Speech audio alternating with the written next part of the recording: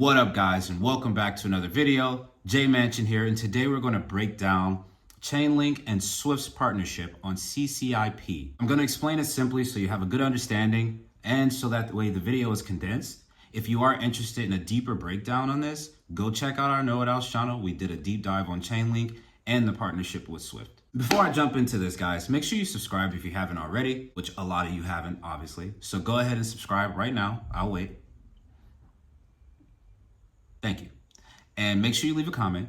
Make sure you like the video as well if you find this kind of content helpful or valuable to you. Now, let's jump right into it. In order to understand the partnership between Swift and Chainlink, it's good to go back and let's understand what Chainlink actually is first. Now, you might hear Chainlink described as an oracle. Well, to be more clear, it is an oracle network. You can kind of look at it as a constellation of oracles.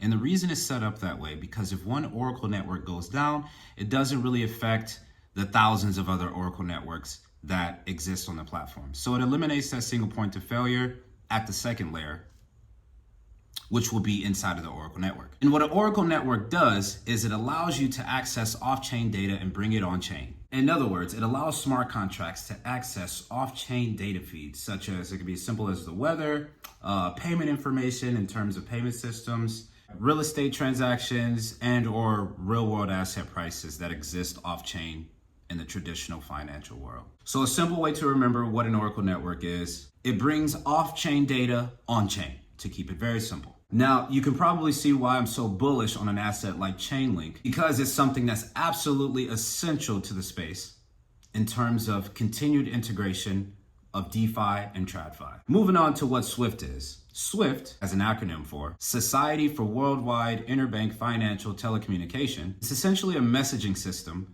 for large financial institutions to send financial information or payments cross-border / international to other institutions around the world securely and with one standard language. The types of institutions that take advantage or use Swift include banks, clearinghouses, security dealers, exchanges, etc. And it is member owned, so it's made by institutions for institutions. They probably said that in their pitch, trying to get other institutions internationally on board. And the type of information that passes through Swift, it can be as simple as a transaction, it can be wiring instructions, it can be information on a security, etc.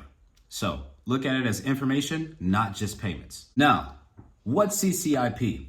Well, CCIP stands for Cross-Chain Interoperability Protocol, and you can look at it as a messaging system with a communication standard that renders all blockchains completely interoperable with any other blockchain and interoperable with Tradfi rails as well. Sort of like a TCP/IP in today's Web 2. So it's that communication standard that sits at the bottom of everything you do online. So that way Google can interact with Yahoo, and Yahoo can interact with Hotmail, so on and so on. Now this allows for the creation, as Sergey calls it, the Internet of Contracts / Internet of Smart Contracts. Effectively, one smart contract for each chain becomes multiple smart contracts on different chains, all interacting with each other to bring forth a desirable outcome or function or execution. Essentially turning 10 steps to complete a complex transaction down to 1. Up to 10, that number's random. Just depends on what you're trying to actually accomplish. This mitigates smart contract risks and also eliminates the need for excessive bridging. So to wrap it all up,